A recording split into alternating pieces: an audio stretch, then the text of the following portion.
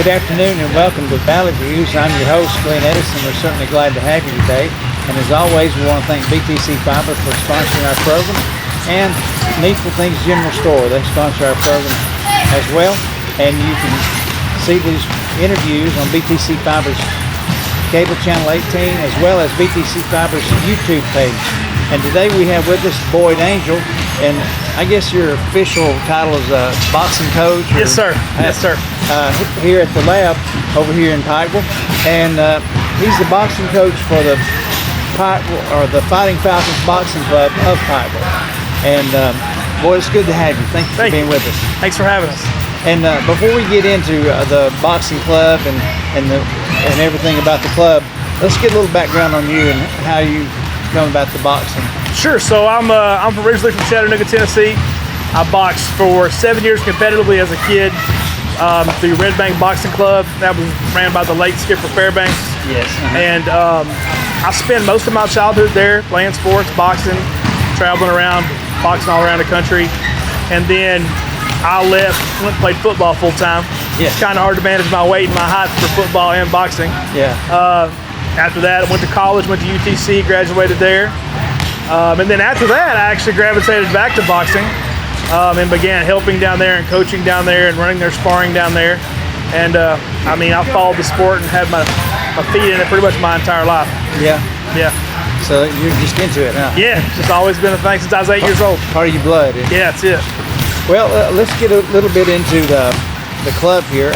How did the idea of the boxing club come around? I know the lab's been around here for different things, but how did the boxing come So we've been here just about since the start. Me and my family moved up here about 3 years ago. This is our third year of the boxing club. Just started our third year.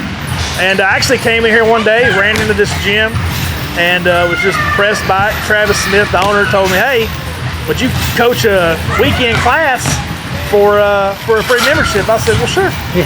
Figure something out." So I came in here and we ran a little Saturday class for a few months. Then I had some kids come in, Lucas Mitchell primarily, who said they wanted to do competitive, and it just kind of steamrolled from there. And we're in our third year now. So you went from just having fun and learning about the sport to just working out, just having a conditioning class, teaching people, nothing competitive, no contact, to running a full-time program, hosting our own shows. It's we travel all over the country. Well, let's go. What are some of the places you travel since you mentioned that? Well, Alabama, Georgia, Kentucky, all over Kentucky. We've been to Arkansas and then all over Tennessee. So I think the farthest we've been so far in our tournament runs were Arkansas. Little Rock. And I know these tournaments, these boxing tournaments, they're pretty popular. They are. And they have more than just a few people there. They Absolutely. have quite a bit. Absolutely. The tournaments, they range. There's different ones different times a year and different ones for different age groups. The ones that we went to mostly now are the Silver Gloves. That's for our youth that are 15 and under. That's basically their version of the Golden Gloves, which is for adults that are 19 and older. So with that being said, we've had 3 state champions and a runner-up who've advanced out to Arkansas for the regionals. And we've been proud to go out there a couple times. And that was with the Silver Gloves? That was with the Silver Gloves, yeah. We haven't actually had an athlete competitive yet that was old enough to fight in the Golden Gloves, so we're just waiting to get one that hits that age. Well, I saw some awards that looked pretty big a while ago. Yeah. So we're getting close, I think. We've got some older ones now that we're hoping we can get them prepped for that tournament. Well, that'd be great. It'd be real great. Well, you know, a lot of people, first of all, what's your age ranges here? So we train. So to box competitively, you got to be 8 years old. And the cap is when you can't pass the physical anymore. Yeah. I know guys in their 70s and 80s that still fight competitively. Really? They have big masters tournaments. I usually train close to 8. If they're 7.5, bring them on down, let them start watching. It's a tough sport. It's very grueling and very, very hard on conditioning. And 7 is a little young, but 8's a great time to start. Well, now you mentioned, I was going to say there's more to boxing than just throwing punches. You mentioned the conditioning part. Tell us a little bit about what y'all do in conditioning. 90%. 90% conditioning. You can't be in shape. You can't think. You can't operate. You can't work in this stressful environment of contact. So it's definitely 90%. We've got really blessed. I've always trained fighters from the ways that I was trained and picked up on new stuff, but we've been really blessed with Coach Brandon Holiday, who just has a plethora of knowledge in conditioning, and he's learned how to train these boys for their exact sport, for their exact time they're going to spend in the ring. And it's really shifted our focus to get these kids in shape with our time limit of our practices.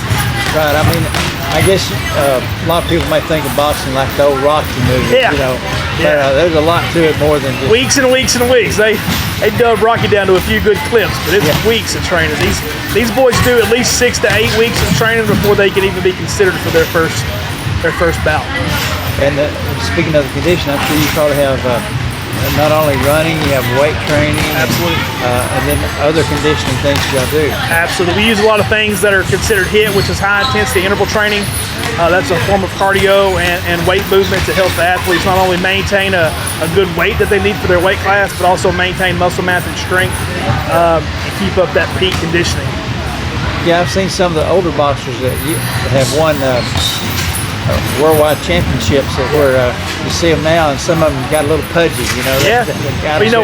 The biggest contrast between professional prize fighting and amateur boxing is the conditioning. Those guys train for 6, 8, 12 rounds. These boys train for three rounds, and they're anywhere from 1.5 minutes to 3 minutes. So they don't have a lot of time in here.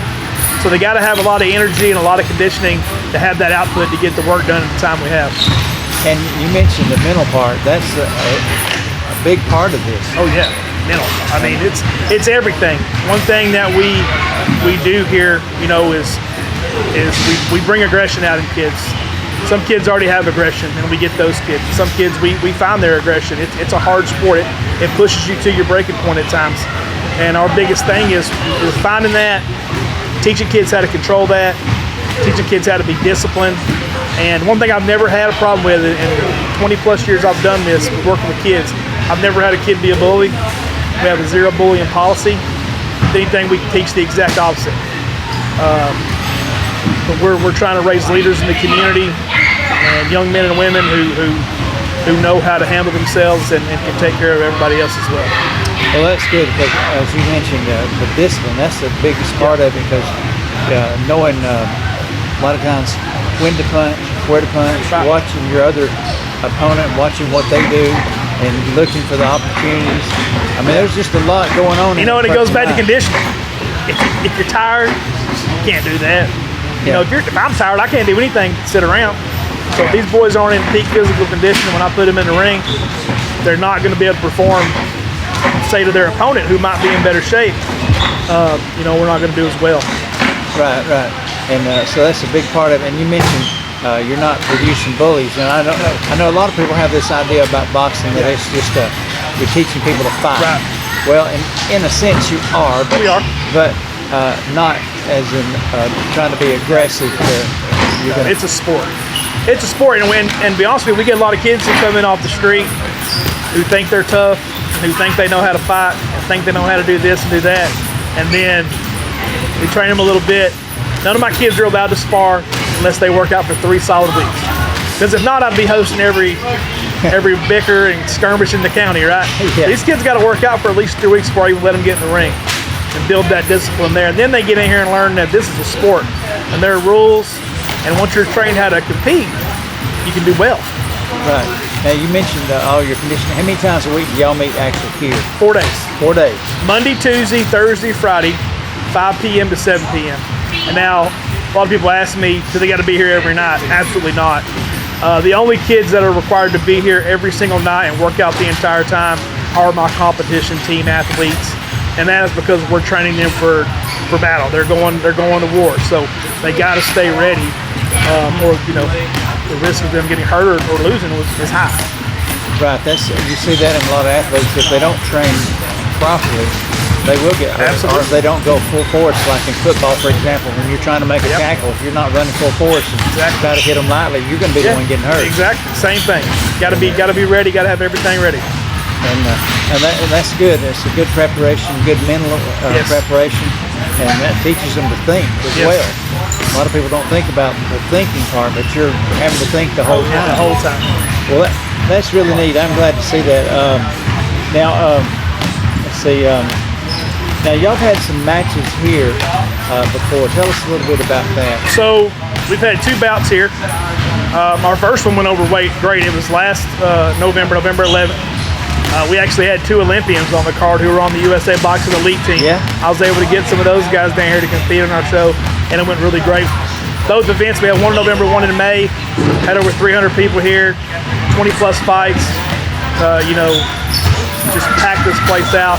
And had our first show, we had guys from South Carolina, Georgia, Alabama, Kentucky,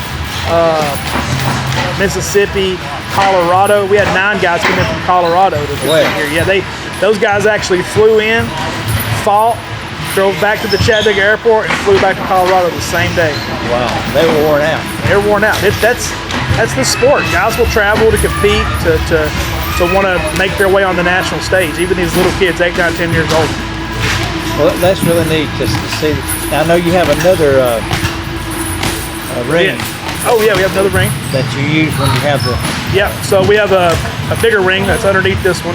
We're really blessed with the community who stepped up and helped provide us with these rings, and we'll take it and put it out on the turf during our event. We're actually having another event this November 11th.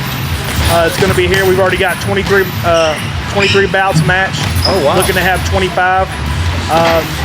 It's going to be a good show. Well, that should bring in a lot of people. It's going to be a good show. And it also helps the community too with restaurants and things like that. They got to have somewhere to eat. Absolutely. And things like that. So it helps the community too. You're not just helping yourself. I know the last time for our last show in May, I went to the Butter Dish and I said, listen, we got a show coming up next weekend. They were like, thanks for the heads up. But I just sent everybody over there on Saturday, and they were a little overwhelmed the first time, but it's great for the community. It's great for the small businesses. I mean, these boys are running around eating, buying drinks, doing all the things, staying around town, all those things. And they're all growing boys, so they don't just eat a little snack. Well, here's the other thing is a lot of these kids are coming in, they've cut weight. Yeah. They probably haven't ate all night. And they're ready to go eat when they get off that scale. Yeah. Because they work it off. Yeah, they work. Yeah. So, well, that's pretty neat. I like that. Is Lucas here? You mentioned Lucas. Here, Lucas Mitchell's here. He's your champion. Tell us a little bit about him, then we'll get it. Lucas Mitchell's an interesting kid, great kid. I'll never forget, we were having that little Saturday class I was talking to you about, and he just kind of stood there awkwardly, and his dad walked up to me and said, this is my boy Lucas. This is all he's ever wanted to do. And I said, all right, let's do it. And I think I called him Mouse for the whole first year because he wouldn't say a word. You couldn't get him to open his mouth. He's just quiet.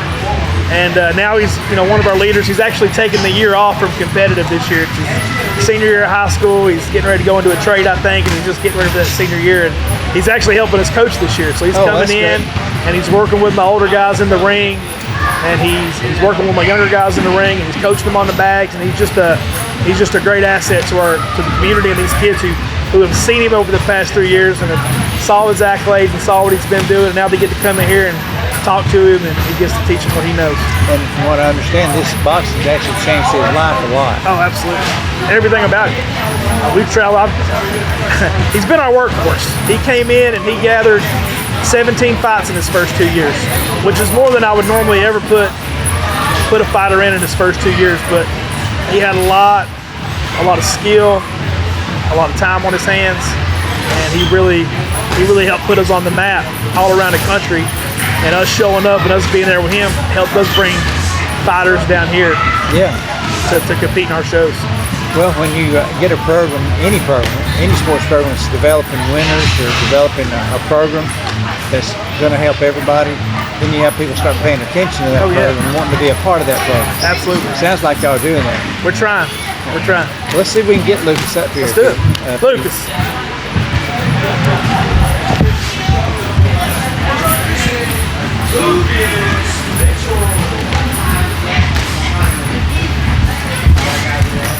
Hey Lucas, I'm Glenn Edison. Nice to meet you. It's good to have you. I wanted to talk to you a little bit. We're through BTC Fiber. We're doing a weekly program we do, and we wanted to talk to you. I know you've had some success here, and talk a little bit about you. Now, what prompted you to want to start boxing? Well, I'm really short, and so a lot of kids always picked on me. So I wanted to learn how to fight to defend myself, and it just kind of spiraled into this. So Yeah. it just kept going. I just love the sport. Well, and it's probably taught you a lot of things other than just fighting, right? It's taught me a lot of discipline. We have great coaches here. They've really helped me see the future and help me like figure out what I want to do after I'm done boxing. Yeah. Well, now I know you won some titles. You got some belts, right? Tell us a little bit about that. Well, my first belt I won at my second fight. It was just a trophy, but the next belt I won, I got in our home show, and that belt was a lot nicer. Yeah. And then next belt I won, it was for the LBC title for the region around Tennessee, and then I won silver gloves in 2021. Oh, that's great. That's great. I bet that meant a lot to you, didn't it? Yeah, it felt great. And well, I know all the training.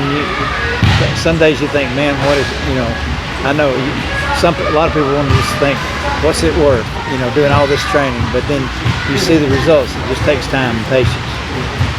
Yeah, we work hard here. It's every day. It's grueling. You want to go home, but you know, at the end of the day, you know, it's kind of like it's not really work. It's just fun, right? Yeah. Well, that's good. Now, Coach Angel tells me you're helping them out now during your senior year. That you've kind of taken a year off just to be a senior. Yeah. And but you're helping them out here and helping all the other boxers. Yeah. I feel like it's great for them to have someone who's younger, so they can picture themselves, because they see all these experienced people who've done it for years and years, and they think I'll never get there. But I've only been doing it 2 years, so they can see themselves in my position. Well, that's good, and I'm sure that's probably the discipline's probably carried over into your schoolwork and things at school that maybe you didn't think was going to be there, but it did, right? Yeah. My grades before I started boxing, I didn't even want to go to school. Now my grades, I'm making straight A's. So. Well, that's great. That's super. So it makes you see the light at the end of the tunnel. Yeah. They are finishing. And what are some of your? I know you. This is your senior year. Do you have plans, ideas of what you want to do after you get out of school? Yeah, I'm working with my cousin at Morgan Electric. He's going to be putting me through an internship so I can learn how to be an electrician. So I'm really looking forward to that. Well, we need trades. There's no doubt about that. And, so that'll be good, because not everybody has to go to college. I mean, I did, but you can always go to trades. Yeah, it's open. Well, is there anything you want to say to maybe encourage people? Just because it's hard, you don't have to stop. There's always something better in there. Well, listen, I do appreciate you coming up with us and appreciate your time. Thank you very much.